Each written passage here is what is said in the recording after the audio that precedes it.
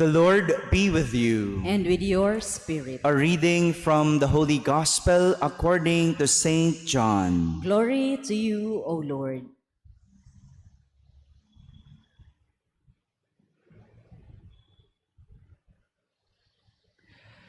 Jesus said to his disciples, "As the Father loves me, so I also love you. Remain in my love. If you keep my commandments, you will remain in my love, just as I have kept my Father's commandments and remain in his love. I have told you this so that my joy might be in you and your joy might be complete." My friends, the Gospel of the Lord. Praise to you, Lord Jesus Christ. Good morning, my dear brothers and sisters. Good morning, Father. Our Gospel today is still set during the Last Supper. It happened during the Last Supper. Do you have an idea what the Last Supper is? Diba? Ano nangyari nung huling hapunan? Ano nangyari after ng huling hapunan? We all know that Jesus will die after the Last Supper. Diba? And this might be the reason why Jesus suddenly became sentimental. Because he is about to die. He is about to leave his apostles. He became sentimental as he told his disciples, "As the Father loves me, so I also love you. Remain in my love." Di ba ganyan pag may mamamatay na? No? Pinapahayag na yung pagmamahal. No? Sa atin, ganun eh. Tuwing may mamamatay na, dun lang magpapatawaran. No? Minsan nga, hindi pa. Kung kailan na lang nandoon sa kabaong, saka iiyak-iyak.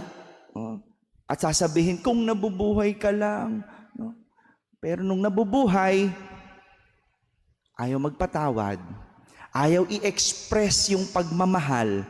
No? Kung kailan hindi ka na naririnig, saka lang magsasabi ng kung ano-ano. Diba? Sa patay, ganun sa atin, no? Sa patay mo lang maririnig yung mga, yung eulogy. Yung mga magagandang salita na sa totoo lang, hindi naman na naririnig. Dahil nung nabubuhay, hindi sinasabi. And in the case of Jesus in our gospel, buhay pa siya, sinasabi na niya. He's expressing his love to his disciples as the Father loves him. So he also loves his apostles. Who doesn't get sentimental when someone leaves? Sino nga naman ang hindi magiging sentimental kapag ang isang tao ay aalis? Di ba? Parehas yung aalis at ang may iwan ang makakaramdam ng lungkot. But more than being sad, Jesus wanted to leave his disciples happy. Higit sa pagkalungkot, gusto niya iwan ang kanyang mga alagad ng masaya. And that is why, apart from expressing his love to his disciples, he is telling them what they should do when he is gone, which is to keep his commandments, to remain in his love. Keep his commandments, to remain in his love.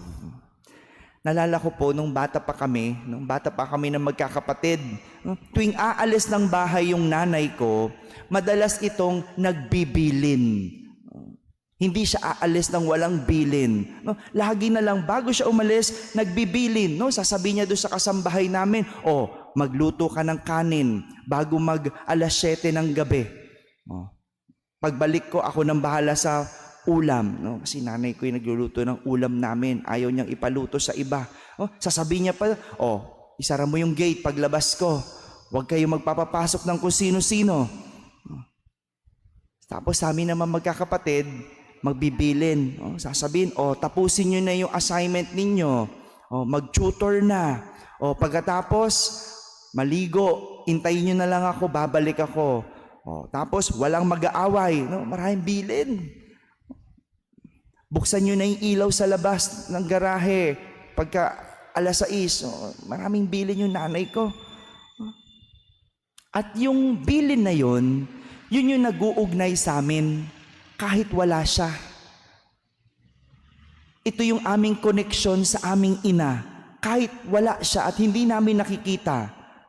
Yung pag pinapaalala namin, ate, sabi ni mama magluto ka na raw ng kanin, di ba? Sabi ni mama wag mag-aaway. Sabi ni mama ayusin, gawin yung assignment, di ba? Kahit wala siya, may connection. Parang nandun pa din siya. At alin yon? Yung bilin. Yung bilin, yung habilin na iyon. Kaya nga, kapag hindi namin nagagawa yung bilin, pagbalik niya, sigurado, hindi magiging maganda ang lahat. Andyang nagagalit, andyang pagsasabihan kami, di ba sinabi ko na nga, gawin yung assignment nyo. Di ba sinabi ko na nga, huwag mag-aaway. Sinabi ko na magluto na ng kanin. Sa makatuwid, nasisira ang ugnayan. The same is true of our connection with Jesus. It breaks down whenever we do not obey His commandments. Nasisira yung ating connection sa Diyos kapag hindi natin nasusunod ang Kanyang utos. Kaya nga, may mga nahihiyang magsimba, nahihiyang magkomunyon kapag may nagawang kasalanan. Nasisira yung connection dahil hindi sinunod ang utos. But it brings joy whenever we are connected with Jesus by obeying Him. No wonder, despite the heated debate that had happened in our first reading, St. Paul was so passionate about defending and explaining the Christian faith to the elders. Because for one, this is his connection with Jesus, to be able to proclaim Jesus and that gives him joy. Yung sarap ng pakiramdam, kahit na nahihirapan si San Pablo, masaya siya sa ginagawa niya.